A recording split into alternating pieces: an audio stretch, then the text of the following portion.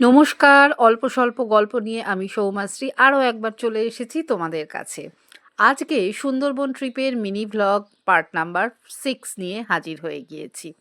আগের দিন তোমরা দেখেছো সজনেখালির যে রিজার্ভ ফরেস্ট সেখান থেকে ঘুরে আমরা আবার বোটে উঠে পড়েছি এবং বোট আমাদের পাড়ি দিয়েছে বিদ্যাধরী নদী ধরে মোহনার দিকে।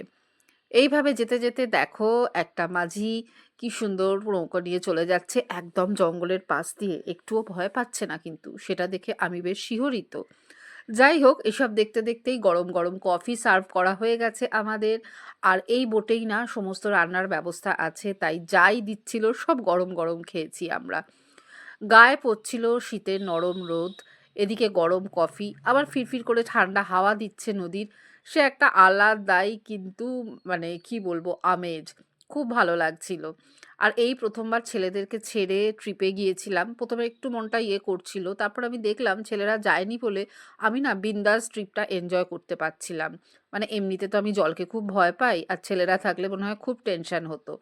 এই সব ভাবতে ভাবতেই দেখো আবার গরম গরম লুচি সার্ভ হয়ে গেছে, সঙ্গে ছিল তরকারি, একটা করে ডিম, দুটো করে মিষ্টি। এই সব খাওয়া দাওয়ার পর যতবার যে চা কফি যা চেয়েছে সব সার্ভ করেছে, সাথে কোল্ড ড্রিঙ্কসও সার্ভ করেছিল।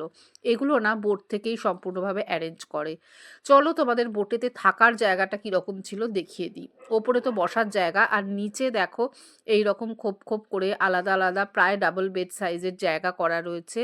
সেখানে বালিশ দিয়ে দিয়েছে এবং তো সুন্দর গদিও ছিল, সঙ্গে নিচেই একটা ওয়েস্টার্ন স্টাইল টয়লেট ছিল এবং ওপরেও দুটো ওয়াশরুম ছিল, একটা ইন্ডিয়ান একটা ওয়েস্টার্ন। আর এরকম পর্দা দিয়ে আলাদা করা রয়েছে। আমাদের ট্যুরে প্রচুর বাচ্চা কাচ্চা ছিল, তোমরা দেখেছো, তারা কিন্তু এখানে খুব সুন্দর বসেছিল, খেলা করছিল এবং মাদেরও সুবিধা হয়েছিল খাওয়াতে। তো এই যে নিচে এই থাকার ব্যবস্থাটা এবং একটা দরজাও করা আছে, এবং এই রকম করে আবার সিঁড়ি দিয়ে ওপরে উঠে এলে দেখো এই যে একদম প্রথম যে ধাপটা আমাদের বোটে ওঠার সেই জায়গাটা।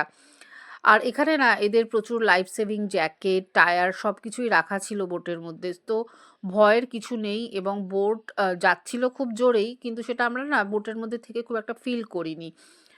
অন্যান্য বোটগুলো দেখলে বুঝতে পারছিলাম যে আমাদের বোটও এরকম বেগেই এগিয়ে যাচ্ছে।